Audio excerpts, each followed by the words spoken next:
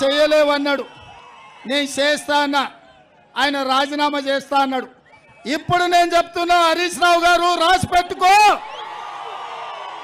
కొమరవెల్లి మల్లన్న సాక్షిగా 15 ఆగస్టు లోపల ఈ రాష్ట్రంలో ఉన్న రైతులకందరికీ 2 లక్షల రూపాయల రుణమాఫీ చేసి ఈ తెలంగాణ రైతాంగాన్ని ఆదుకునే బాధ్యత నాది. ఈ సిద్దిపేటకు పట్టిన శని, ఈ శనీశ్వరరావును పాతాళానికి తొక్కే బాధ్యత నాది. 15 ఆగస్టు నాడు ఈ దేశానికి స్వాతంత్రం వచ్చింది. 15 ఆగస్టు నాడు ఈ శనీశ్వరరావు నుంచి ఈ సిద్దిపేటకు కూడా స్వతంత్రం రాబోతుంది. 15 ఆగస్టు నాడు తెలంగాణ రైతాంగానికి రుణాల నుంచి విముక్తి కలిగి బ్యాంకుల నుంచి స్వతంత్రం రాబోతుంది. అవునా? కాసుకో హరీష్ రావు, కాసుకో. 15 ఆగస్టు వరకు నీ ఆటలు, నీ పప్పులు సిద్దిపేట గడ్డ మీద.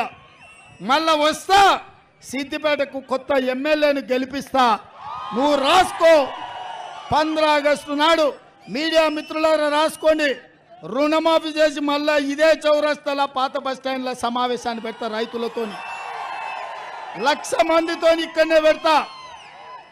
2 లక్షల రుణమాఫీ చేసి 1,00,000 మందితో ఇదే చౌరస్తాల మళ్ళా సమావేశం పెడతా. రైతు రుణమాఫీ చేసి.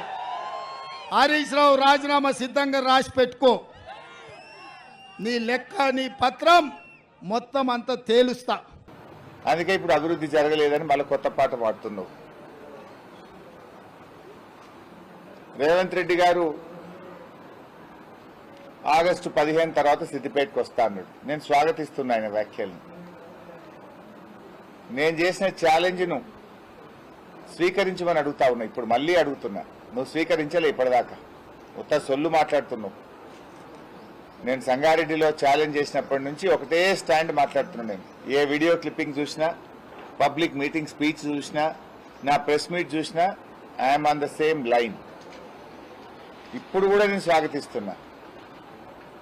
నాకేం ఎమ్మెల్యే పదవి కంటే నాకు పెద్ద నీలాగా పదవుల కోసం పార్టీలు మార్చుడు, పదవుల కోసం అబద్దాలు ఆడుడు, పదవుల కోసం విలువలు లేని చిల్లర రాజకీయాలు చేయడం నాకు అలవాట్లేదు. ఎథిక్స్తో కూడినటువంటి, విలువలతో కూడినటువంటి రాజకీయాలు చేయడమే నాకు అలవాటు. ఈరోజు కూడా నేను నా స్టాండ్ మీద నిలబడతా. రేవంత్ రెడ్డి వ్యాఖ్యలను స్వాగతిస్తున్నా, ఆహ్వానిస్తున్నా.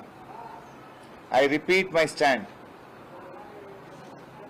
100 రోజుల్లో బాండ్ పేపర్ల మీద రాసిచ్చి 6 గ్యారంటీలు అమలు చేస్తామని చెప్పిన 6 గ్యారంటీలు అమలు చేయండి. 2 లక్షల రుణమాఫీ చేయండి.